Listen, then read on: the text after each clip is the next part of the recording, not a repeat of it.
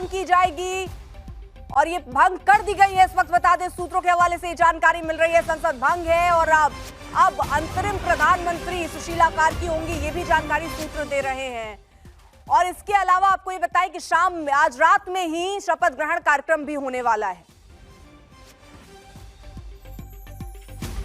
रोहित, क्या संविधान में किसी तरीके के बदलाव होंगे, ये भी एक मांग थी, क्या इसे सुना गया या सुना जाएगा?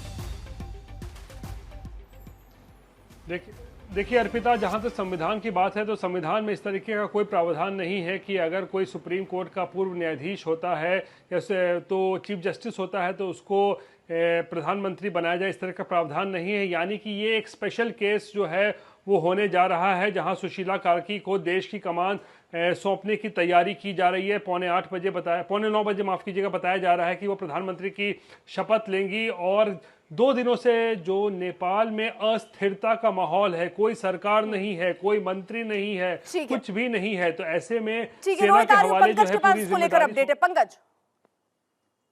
जी बिल्कुल, अभी अब से कुछ देर बाद ही राष्ट्रपति की तरफ से संसद भंग की नोटिफिकेशन जो है वो सार्वजनिक कर दिया जाएगा। संसद भंग को लेकर सहमति बन गई, उसके बाद ही सुशीला कार्की जो है वो तैयार हुई है। अंतरिम सरकार की अध्यक्ष कहलाई जाएगी। वो प्रधानमंत्री शब्द के जगह उनको अंतरिम सरकार का अध्यक्ष बोला जाएगा। और संसद भंग का जो नोटिफिकेशन है राष्ट्रपति की तरफ से अब से कुछ देर बाद ही सार्वजनिक होने वाला है।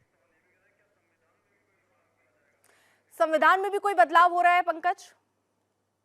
अब तक क्योंकि संविधान में बदलाव के लिए संसद की आवश्यकता होती है, तो जब संसद भंग ही कर दिया गया तो संविधान में बदलाव तत्काल संभव नहीं है। लेकिन ये निश्चित है कि संविधान में के कुछ प्रावधानों को लेकर आगे जनमत संग्रह कराया जा सकता है। इस बात पर एक सहमति जरूर बनाने की कोशिश की जाएगी। जैसे कि नेपाल में लोगों को संघीयता पसंद नहीं है, यहाँ धर्मनिरपेक्षता पर सवाल खड़े हो रहे हैं, यहाँ जो निर्वाचन प्रणाली है उसको लेकर सवाल खड़े हो रहे हैं। तो इन सब बातों पर हो सकता है आगे जब ये अंतिम सरकार बनेगी। बार बार सवाल फिर ये है क्योंकि संविधान के हिसाब से तो सीजीआई जो है वो प्रधानमंत्री के पद पर नहीं हो सकते।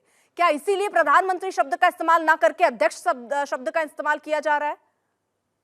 अब बिल्कुल, ये विशेष परिस्थिति होने के कारण से उसको प्रधानमंत्री नहीं कहा जा रहा है, अंतरिम सरकार का अध्यक्ष कहा जा रहा है। क्योंकि नेपाल में एक बार पहले भी जो है जो प्रधान न्यायाधीश थे तत्कालीन खिलराज रेग्मी, उनको यहाँ पे अध्यक्ष बनाकर जो है चुनाव कराया गया था उस समय। लेकिन उस समय ये नया संविधान नहीं आया था, वो पुराने संविधान के हिसाब से वो किया गया था, वो विशेष व्यवस्था। उसी को आधार मानकर आज भी जो है, चूंकि पूरे संविधान में कहीं भी इस तरह का कोई प्रावधान नहीं कि गैर सांसद कोई प्रधानमंत्री बन सके, ये भी प्रावधान नहीं है। प्रधान न्यायाधीश प्रधानमंत्री बने, ये तो बिल्कुल भी उसमें स्पष्ट लिखा हुआ है कि ये हो ही नहीं सकता है। तो विशेष परिस्थिति है, विशेष परिस्थिति में अंतरिम सरकार का अध्यक्ष बनाया जा रहा है उनको। और संसद विघटन जो कर दिया गया है उसके बाद अब तो संविधान में फिलहाल कुछ भी उसमें परिवर्तन नहीं किया जाएगा, क्योंकि उसके लिए संसद की आवश्यकता होती है।